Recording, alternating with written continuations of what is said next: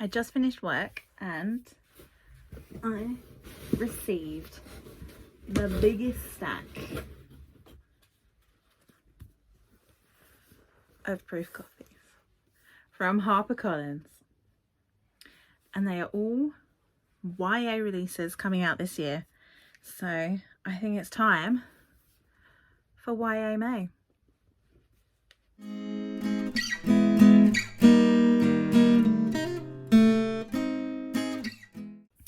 So I'm going to just reach from the top and make my way down. So first one on top is Clementine and Danny Save the World and Each Other by Livia Blackburn. That's the cover. You've Got Mail gets a fresh YA twist in this irresistible rom-com that spotlights the power of activism and community organising in the face of gentrification. Perfect for fans of tweet, cute and yes, no, maybe so. Clementine Chan believes in the power of the written word. Under the pseudonym Hibiscus, she runs a popular blog reviewing tea shops and discussing larger issues within her Chinatown community. She has a loyal, kind following, save for this one sour grape called Boba Boy 888. Danny Mock is allergic to change, and the gentrification seeping into Chinatown breaks his heart. He channels his frustration into his internet alter ego, Boba Boy 888, bickering with the local blogger Hibiscus over all things Chinatown and tea. When a major corporation reveals plans that threaten to shut down Danny's family's beloved tea shop, Clementine and Danny find themselves working together in real life to save this community they both love. But as they fall hard for this cause and each other, they have no clue that their online personas have been fighting for years. When the truth comes to light, can Danny and Clementine still find their happily ever after? That sounds so cute. So there's that one. Next one is North Ranger. North Ranger. Well, I'm going to go North Ranger because it says it's for fans of Bloom, Heartstopper and Jane Austen's gothic romance Northanger Abbey. Yeah. It comes this modern teen love, so romantic it's scary. Cade, I'm going to butcher this. Munoz? Can you? I don't know how to pronounce the N properly. Cade has always loved to escape into the world of a good horror movie, don't we all? After all, horror movies are scary, but to Cade, a closeted queer teen growing up in rural Texas, real life can be way scarier. When Cade is sent to spend the summer working as a ranch hand to help earn extra money for his family, he is horrified. The only silver lining in the company of the two teens who live there, in particular, the ruggedly handsome and enigmatic Henry.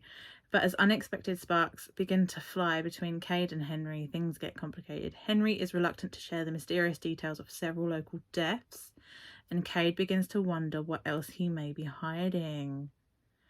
This is awesome. So it is by Ray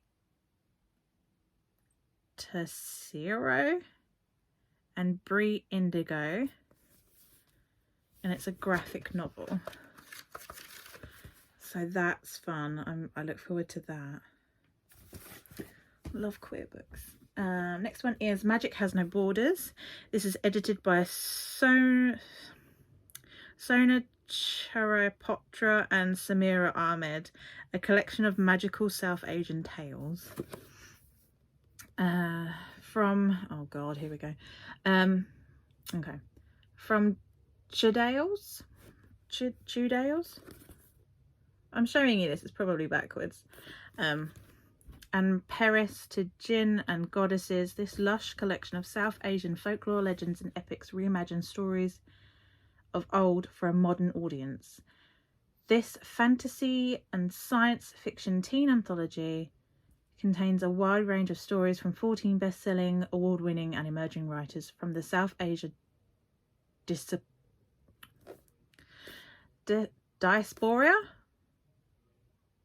I need to learn English again. That will surprise and delight and move you. Stories from... oh, there's quite a few.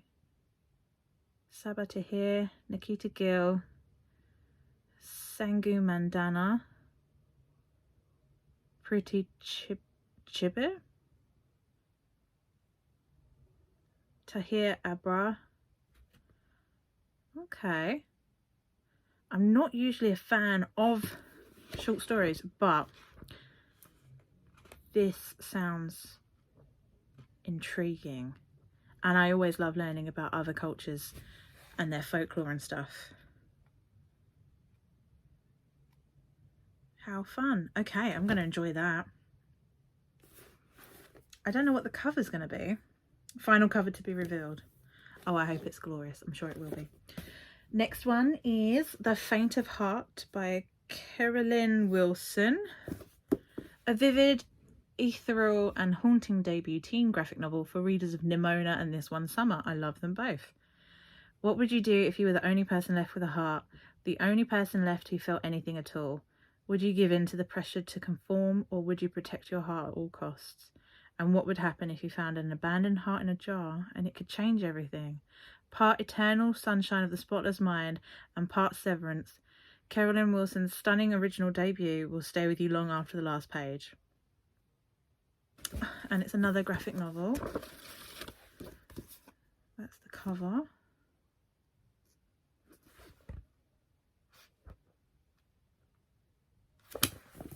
Fun. This is one I'm so excited about this one.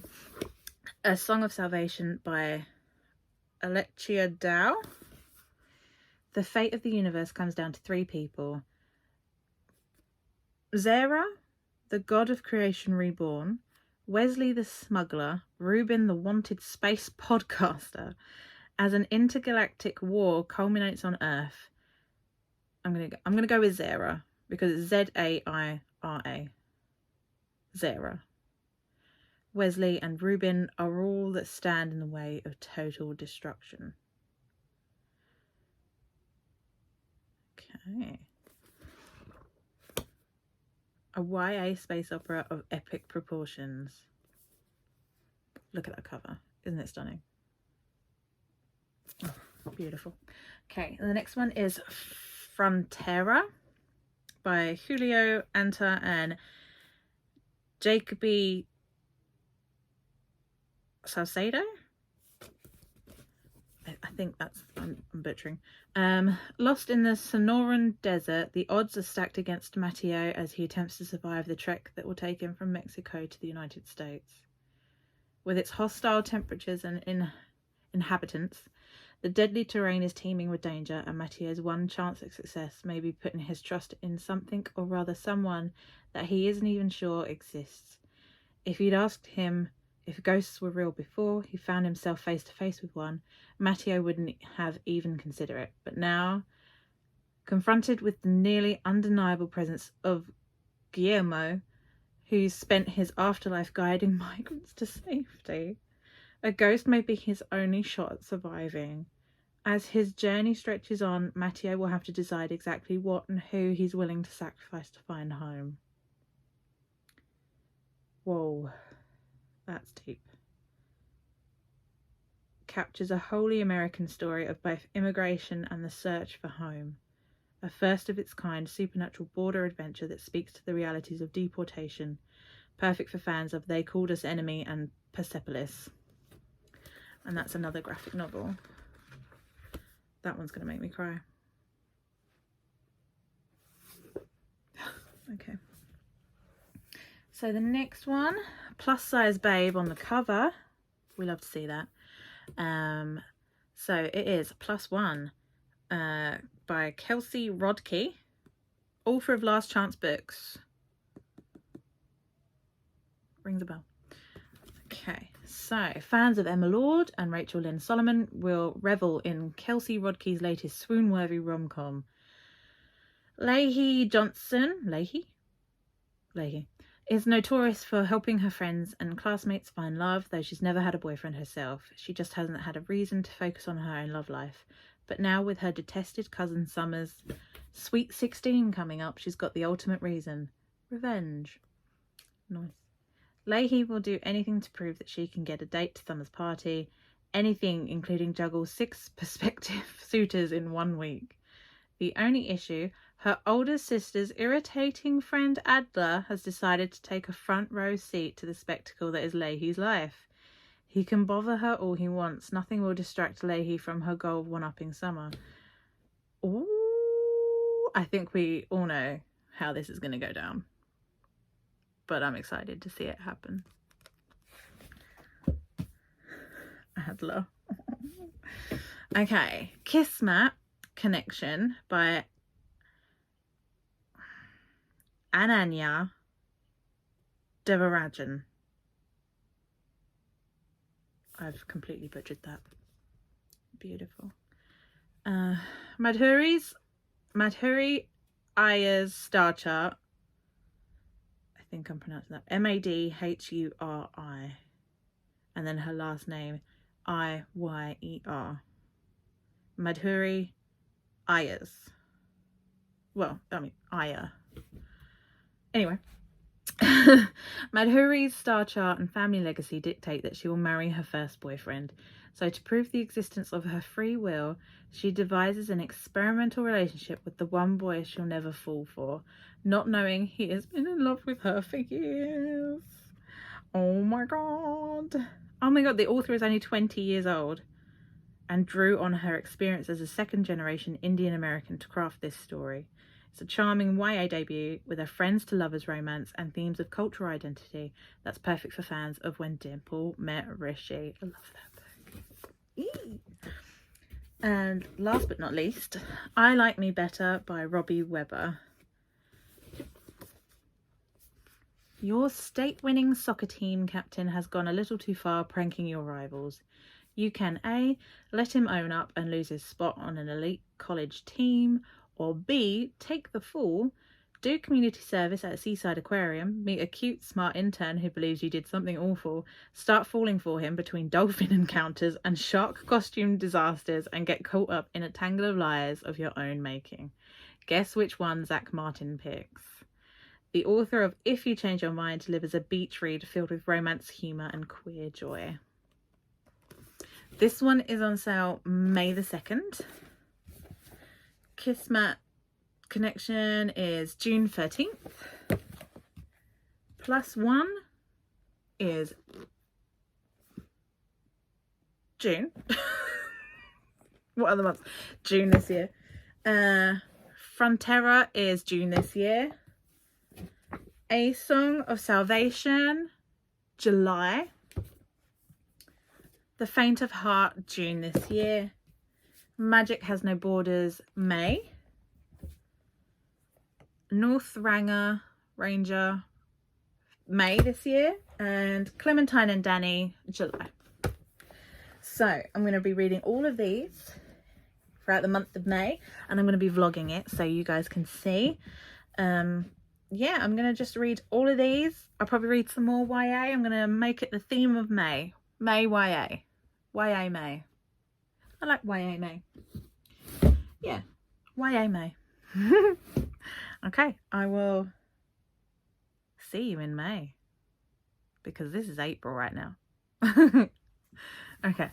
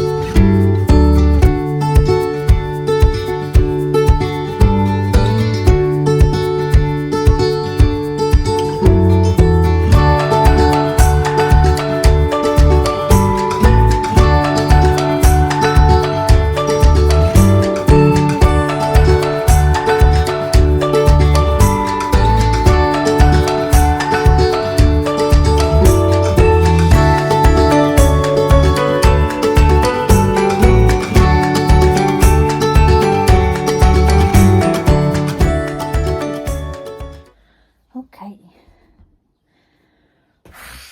Excuse the mess that is my face. I've just had a bath.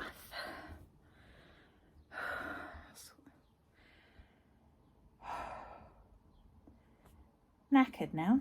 Oof, okay. So, reading update. I have read five YA books. The first one, I'll put a picture up here, was a proof copy on NetGalley of Rhubarb Lemonade.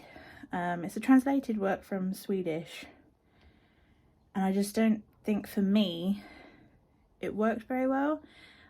Possibly because it just came across as more of a younger book, more early teen, possibly even like a middle grade, 9 to 12. It didn't feel very YA at all. It was cute. I liked the writing style, but there was just something a little bit missing. There was just, I don't know, it just didn't feel like it was a young teenage girl who was questioning her sexuality and obviously going through her parents' divorce. It just didn't work for me. Nevertheless, I gave it 3 stars. It was, you know, it's an interesting read, but bit meh. But then we move on to, I read +1. This was really cute. I read this in about two sittings, like through my lunch break at work, and then I finished it at home. Very, very cute. I can see people enjoying this. This was very cute. I love that the main character was plus sized and that her size wasn't an issue in the book, which I think happens a lot. I'm sorry if the camera's shaky. I'm a bit shaky after my bath. You know, it wasn't the plotline didn't revolve around her having to lose weight or feeling fat and stuff like that. She was, you know, she's a fat character, and you know that wasn't part of the plotline, so that's fine. Yeah, no, it was cute. It was a solid one. It was a solid, cute one. I enjoyed this. I thought it was pretty sweet. Then I decided to read the graphic novels that I was sent. So we'll start off with this one. Very cute. As we all know, the third act kind of confrontation was a bit, I mean, I can see the point, you know, they're trying to make it kind of like a horror-y kind of, it's a scary romance. I can see that. I've just been interrupted by my dog. So rude. Licking my feet. Thank you. Are you done? I love you so much. Bye. You go to see Daddy? Go see Daddy. Go on. Go on. Rude. My brother's trying to nap. But yeah, it's cute. It was a cute little gay romance. 4 stars. Then the next one I read, The Faint of Heart. This one, love the art style. Love the art style. If you can get over the part in the plot where people can live without their hearts, she's coming back.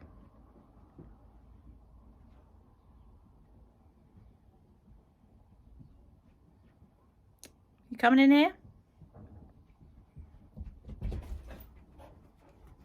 Yep, lay straight on the clothes for tomorrow. Big deal. I love you. Anyway. Yeah, in this you can live without your heart. But yeah, science aside, this was really cute. 4 stars. I love the story. Bit heavy-handed at times with the whole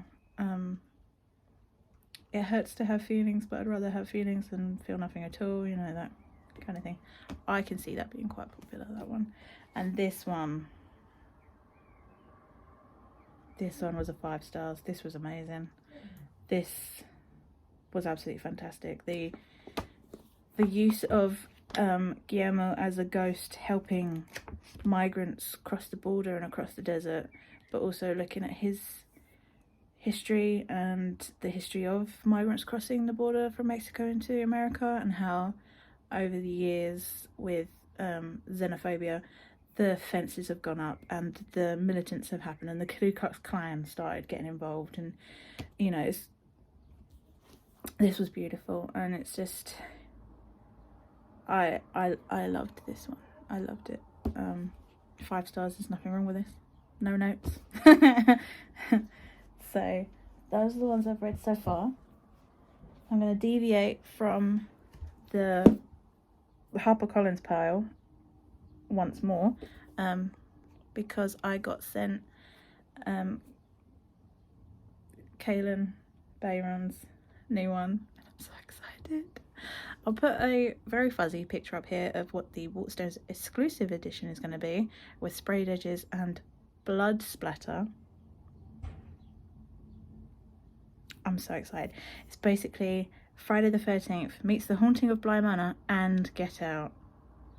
It's a teen horror. At Camp Mirror Lake, terror is the name of the game, but can you survive the night? Look at that cover. With the owl.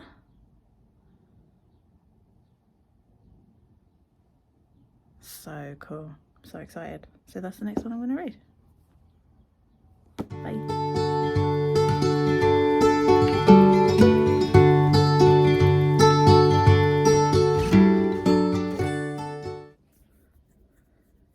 Excuse the face, I've just been gardening, but quick update, reading update. I finished You're Not Gonna Die Tonight by Kaylin Bayron, which is coming out next month.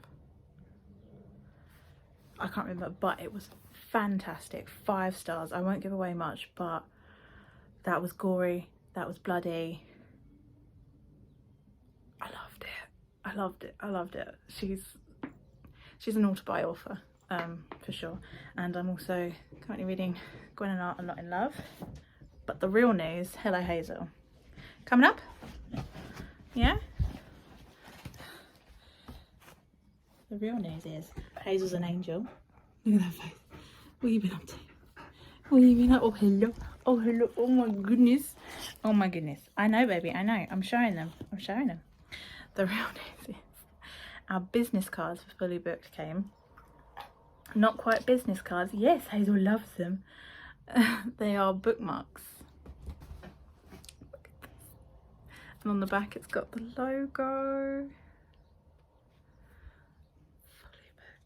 So, I mean, they'll do until we get ones with a QR code on the bottom that takes you to our Linktree or something. But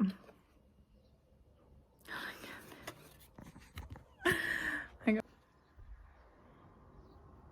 Don't you love it, Hazel? You love it? You love it? Yeah, look. Beautiful.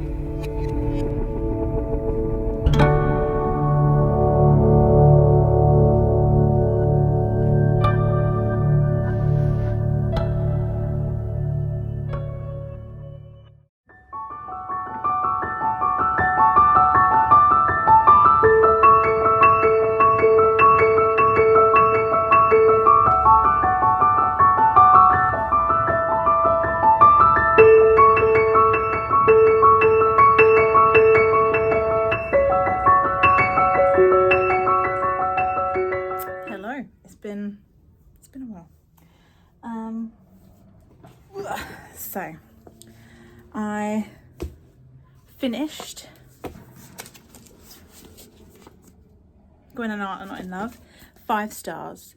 Absolutely fantastic. I loved it. There was nothing wrong with this. It made me, every tab is where I laughed, and you know, sassy comments that I loved. It was absolutely fantastic.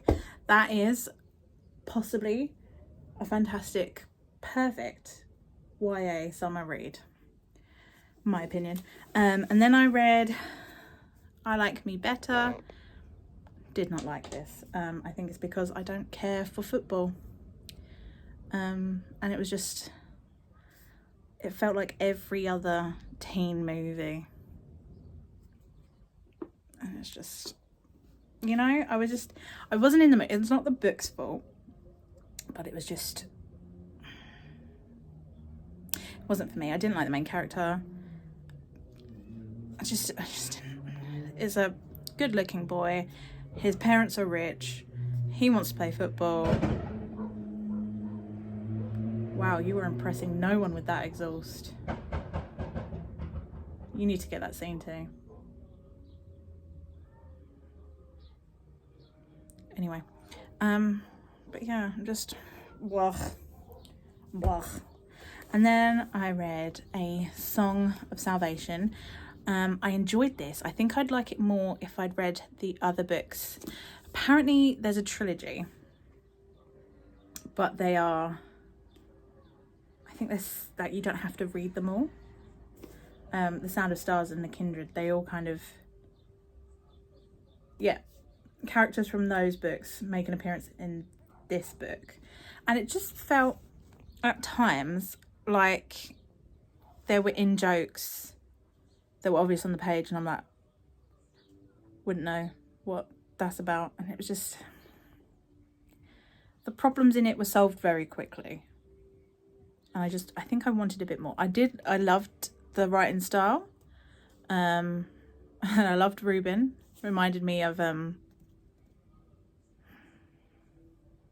can't remember who played him, but the kind of radio caster in Fifth Element. That wasn't Eddie Murphy. Oh, I'm so bad with names. But I enjoyed it. 4 stars. I did not get to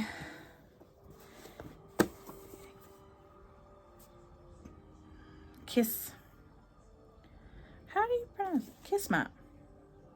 Kismet Connection. Didn't get to that one. Want to read it though because it sounds amazing. All of these I will read, but obviously I didn't get to in time. Clementine and Danny, didn't even get to start that, but I will read that because that just, how summery is that? And then I really want to read the short story collection. I will read this. I think I'm gonna like read a short story a night. I think there's 15. I don't know how many are in this. But yeah, I'm gonna read a short story a night. It's gonna be beautiful. I'm so excited. So those are the ones I didn't read. Didn't get to in time. But I do plan to because Harper Collins gifted them to me. I will read them for a review eventually. And I'm very grateful to have them because they sound like amazing stories. So yeah, that's been my May. I was meant to go to, it's Sunday now, so I was meant to go to the Sunday event of MCM, but I can't move that well, so I thought better to give myself a day of rest than trudge back over there because I'm very sore and very tired and very knackered from one day, which is sad because I didn't get to meet TJ Clune or the author of The Final Strife, Sare El Arifi, who I really wanted to meet because obviously they are May's book club pick, and I loved that book and I would have loved to have got it signed, but I didn't manage to get back over there for today. But yeah, if you want to see any of our MCM content, it will be on our TikTok and our Instagram. And I'll see you next time. Bye.